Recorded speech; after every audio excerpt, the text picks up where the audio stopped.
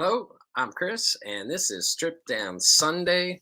We are Soul Evolution Collaborative, and we are here to unchurch your Sunday experience. So, welcome. We're thrilled to have you at this time to offer some inspiration and some spiritual upliftment, and hopefully a new take on life in a uniquely Soul Evolution Collaborative kind of way.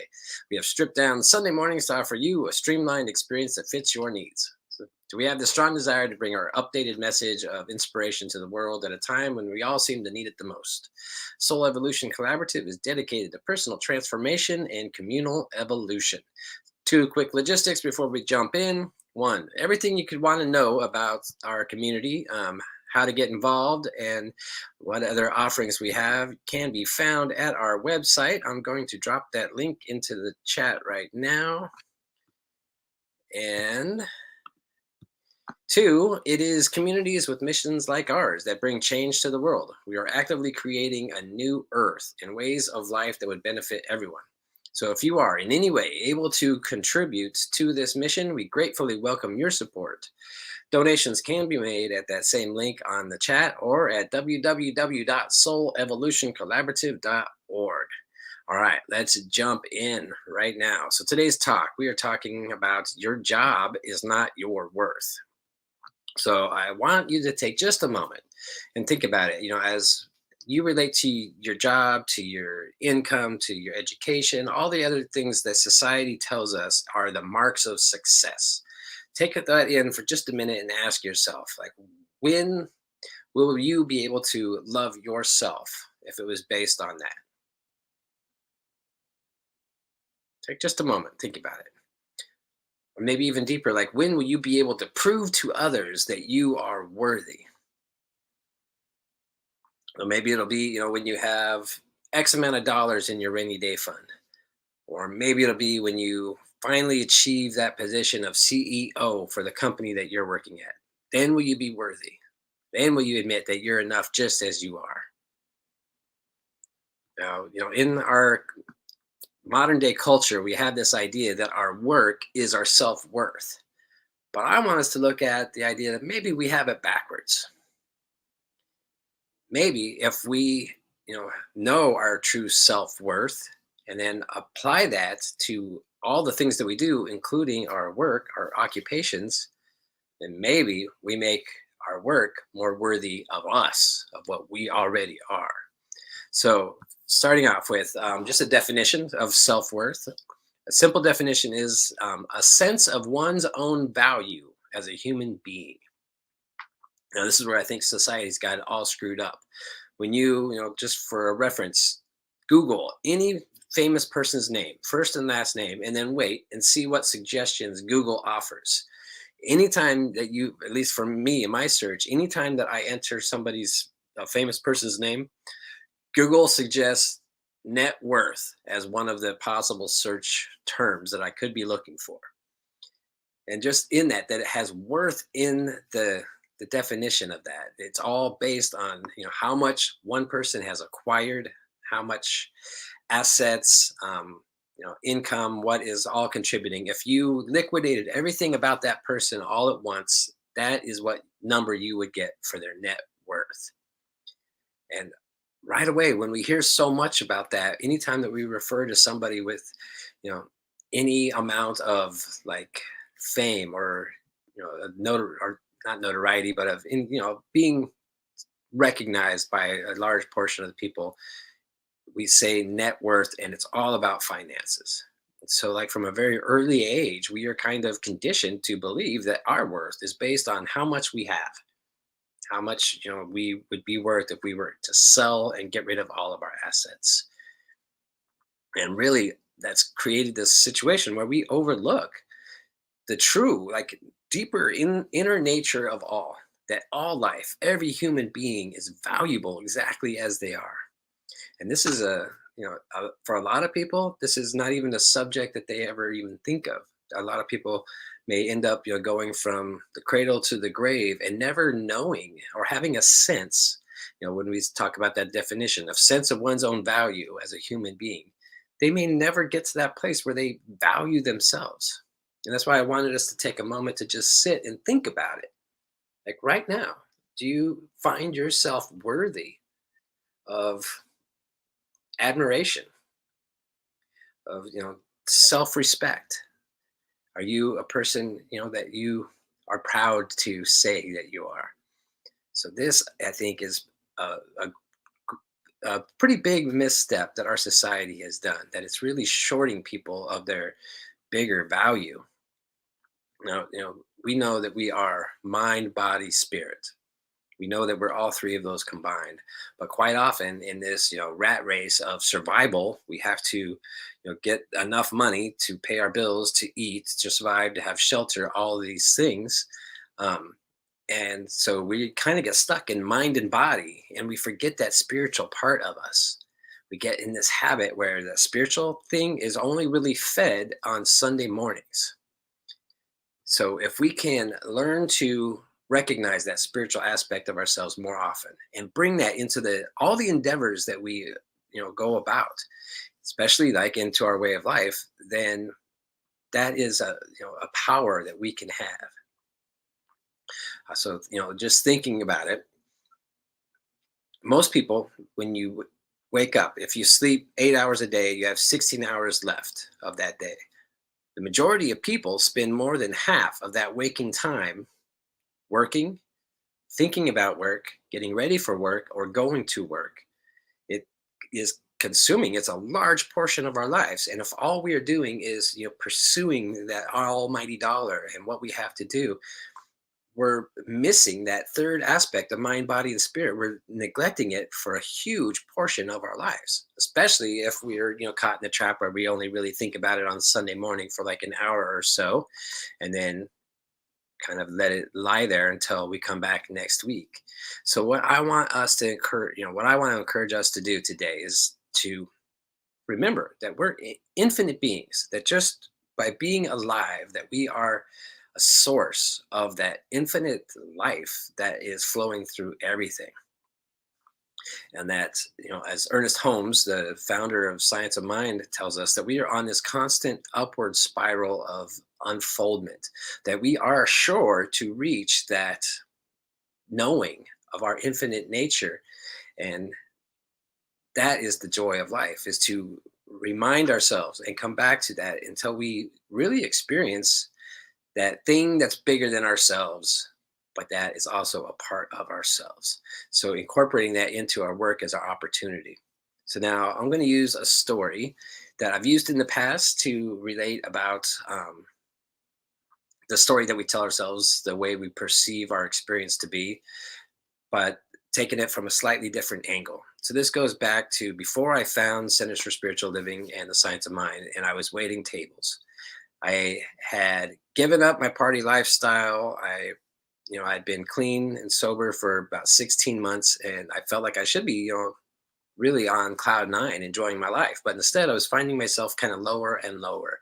And what kind of capped it all off is I was, waiting tables, working breakfast and lunch at a place, and one of my coworkers, made a comment and said, if I am, they talking about themselves, they said, if I am still waiting tables at 30, I'll kill myself. And when they said that, I'm standing there, and at that time in my life, I was about 37. So to me, like, that was a direct message to me that I am not even worthy of being alive, that my life is a waste. And it hit me at a time when I was already feeling pretty low about myself. So that was like the capper. I thought about it, I'm like, wow, like this person wouldn't even want to live if they were still doing what I'm doing at my age. And then I thought about it, I'm 37. Wow, that could, feasibly, that could be half of my life right now. And if I'm going to stay in this job, because at that point, it was the best way that I found to, you know, pay my bills with my education and my experience level. And so I thought about, like, well, if the rest of my life that this is the best I can do. And at that point, the place that I was working, it was all about volume. So it was a physically challenging job. And I thought about it, I'm like, wow, it's only going to get harder from here on out. As I get older, it's going to get harder. Wow, my life is really like all downhill from here. And that was extremely depressing. So if you've heard me tell this story before, all the different things that all converged at once that really caused a shift in my life. One, I found an old Wayne Dyer book. And as I was reading it, it recommended, if your life is not what you want it to be, the number one thing he recommended you do is to start a meditation program. And I did that. Started immediately. Talking to a couples counselor that my spouse and I were seeing, who I expressed, how really like worthless I felt. And they suggested, I look at getting on an antidepressant, seeing a doctor. I did some blood work. I found out there was a thyroid issue. I did start taking an antidepressant at that time. I started meditating regularly. And one other thing from the book, that it reminded me something that I had learned over a decade before that, but had forgotten. And it was about the idea of our perception. If I perceive my life to be a living hell, then that's exactly what it's going to feel like to me. And that was what I was doing. I was looking at all the aspects that other people were telling me about my life, and only the things that made me feel worse about it. So those things, I kind of shifted all that in the matter of like 2 weeks, and instantly found a huge relief in the way that I was feeling. But where it ties into this today is part of it when I'm like, okay, so instead of saying like my life is half over, I looked at it as I still have half of my life left. What would I like to do? And so I asked myself, what is important to me? What do I want to do with my life? And what came to me is the idea that I want to serve. I want to serve humanity. And it was, it's kind of, I don't know if irony is the right word or not, but it was interesting that this time while I was hating myself because I was serving tables, then recognizing that what I wanted to do with my life is serving others. Like that's already where I was. And so that's, to me, that's amusing when I, make that correlation. So then I asked myself, if I want to serve others, how do I do that right where I'm at, what I'm doing right now? So I didn't have to switch jobs. I didn't have to, find my major calling. I could start something immediately where I was. And that's what I did. I made this switch to where I wanted the highest and best. I knew and felt that we are definitely connected to something bigger. And remember, this is, before I found the science of mind and found out that there's actually hundreds of thousands of people who have this same idea that we are all part of the divine, that that's our divine nature within us. And maybe it was through the Wayne Dyer book that helped point me to that, or maybe through another book of Neil Donald Walsh, Conversations with God.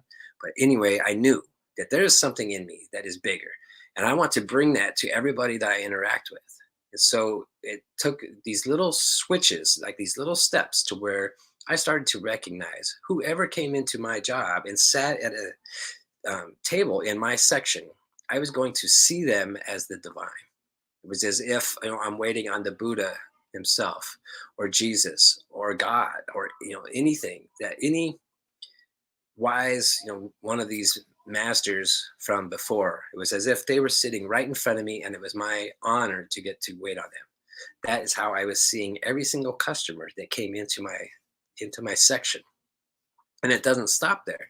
So when I would see that, and people would have, if you've ever waited tables or worked in, any type of customer service, you can begin to realize some people have some, odd requests, or, even demands, and it can be very challenging.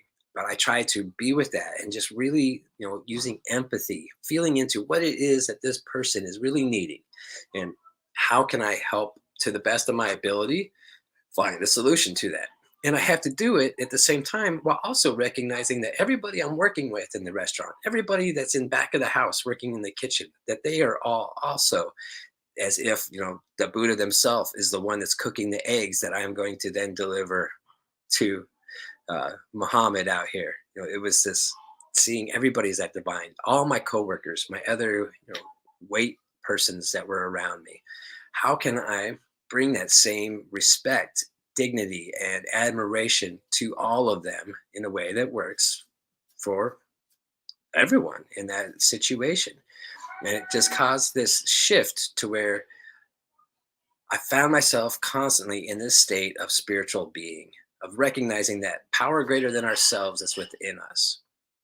Now, of course, it's a practice, and it takes time, and I don't always remember. And sometimes I'd get caught up in challenging situations and completely forget that this was my intention. But more and more as I practiced it, I I got better at it, and I remembered more frequently that I am always part of that divine. Now, as I did this, lots of things shifted. And one of them was, the idea around my self-worth. It doesn't matter to me what I was doing for a living. I knew that I was coming from a higher place. So as often happens, if waiting tables or in other, hospitality jobs, sometimes people don't know their self-worth, and they sit down and they make it their mission to belittle other people, to put them in their place, and in some way feel like that is elevating themselves, making them feel better about themselves by looking down on others. But when those situations would arise, it was like I was unshakable. It doesn't matter what they said to me, how they treated me, how they wrinkled their nose when I would approach the table. None of that. It just flowed right off of me because I saw through that, and I knew that I knew my own self worth as a child of the infinite, of the source of all life. And I recognized that the person in front of me wasn't aware of their own self worth. When we become aware of that inherent nature within us, then we end up treating people better just by, nature, that we want for others what we want for ourselves. So this created this huge shift in my life, and it started to make it to where I could find, solutions to challenges. I could find, strength to get through harder situations by just remembering, like, I'm doing my best to bring the divine and the infinite into this experience. And so as I do it, even if I get it wrong, I know I did my best.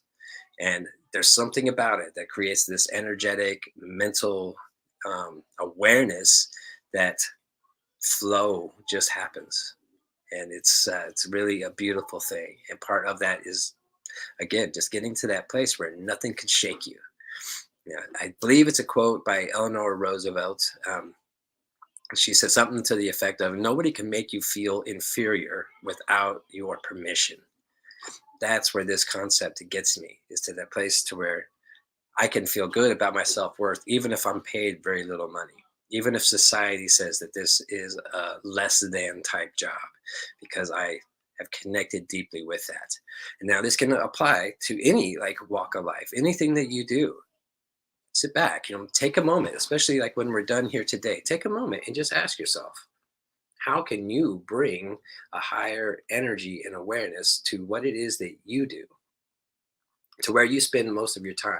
Because I also recognize too that a lot of people might be retired, a lot of people are unable to work, but how do you spend the bulk of your waking moments, and how can you create that as a time to truly practice spiritual knowing and awareness? Now very interesting as I learned to do this.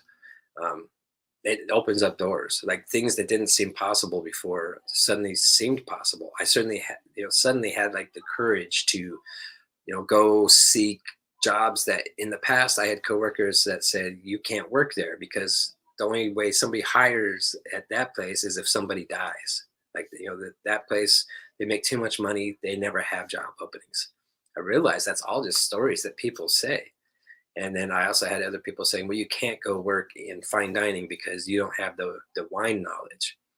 And I realized these are all just stories. And so it gave me the courage to reach out and look for, better opportunities, better places to be where I would enjoy more and more the job that I was doing. And so instead of that job getting harder as my life went on after those, first 37 years of my life, I found actually it was getting easier, and I was, getting paid better for it. Not that that's my worth, but that is, we do have to pay the bills. We do have, life responsibilities. And so if I can find a way to do that with more ease and enjoyment, and also, bring in more money to help, just established levels of comfort, then that's wonderful. Now I know, like, I come from a place of privilege. I had a pretty easy background. I squandered lots of opportunities. I had people that, you know, supported me financially. So it's easy for me to sit here and say that, just shift your attitude into what it is that you're doing. And I get that. And I know that really I'm talking to myself. This is a reminder to myself to bring that spiritual knowing to all that I do. And I Also recognize, like, wherever you are, that this is the possibility of knowing something greater.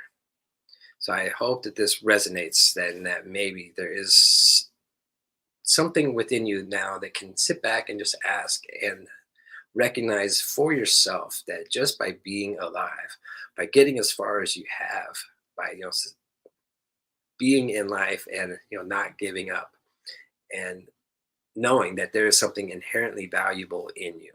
And then also too, I guess one last thing I want to address is the idea of people that seemingly have it all made, people that are at the top of the culture that we are in, of that success ladder. I use air quotes with that because the definitions of success by most accounts miss what's really important, in my take, in that mind body spirit thing. But even if you're at a position, the pinnacle of the business world, CEO of a Fortune 500 company, you can also apply this same idea of how are you bringing that deeper nature to what you do. And as you do that and value and see, recognize that same sense of you know well-being, of that power greater than ourselves within everyone, then you have the power that you have from your position, combined with the power of you have that you have with your spiritual nature, to truly create ripples of change out in that world. So as we show up from that deeper place, just recognizing our self-worth comes from something that everybody has within them, then we end up lifting people up in all of our interactions. And that creates ripples that will create this new way of being on this planet.